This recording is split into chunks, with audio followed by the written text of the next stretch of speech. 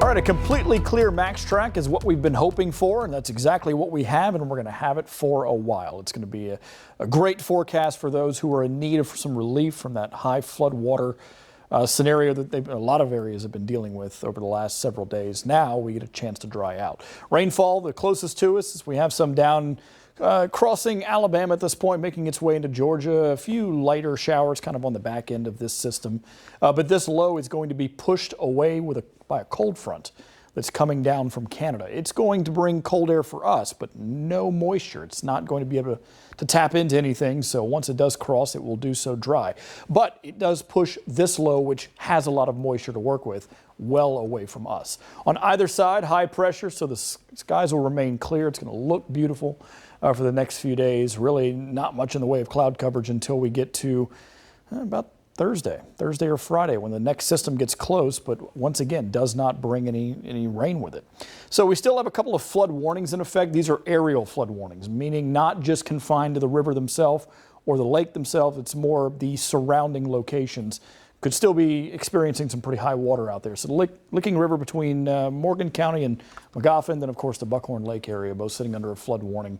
But all of the rivers themselves, or at least all of the rivers that we have sensors at, are running at flood category, if not up to major flood category for a lot of these locations. So if we look at some of the highest crests that we've had, we can see just how close they were getting to some of those old records. One broken. The South Fork of the Kentucky River at Boonville, 44.3, so nearly a foot above its historical crest back in 1957.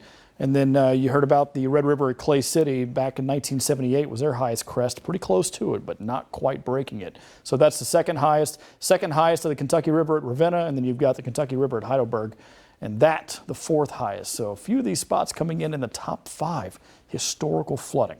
All right, so now we've got that system behind us. Let's go ahead and look towards spring. Spring, of course, brings the chance for severe weather. The statewide tornado drill will be happening tomorrow at 10:07 a.m. And basically this is just for the emergency officials, the National Weather Service, to test out the equipment so that way it's working when and if we do get any tornadoes or any warnings going into effect.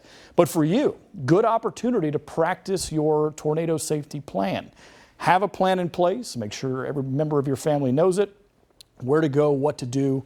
If you hear those sirens in your location, you may or may not. The sirens outside may or may not go off. Your phone may or may not get a push notification. But if it does, it's just a reminder that, hey, we're getting into spring, and when spring comes, that's a chance for severe weather is always there.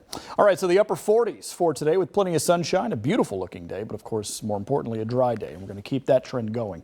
Cooling quickly overnight tonight with temperatures in the mid-20s, but in the afternoon with a nice southerly wind, we'll push those temperatures 10 degrees higher to the upper 50s, and there will be quite a few locations in our southern counties that get to 60 tomorrow afternoon. That will be nice. Now we do cool down after the dry cold front comes through.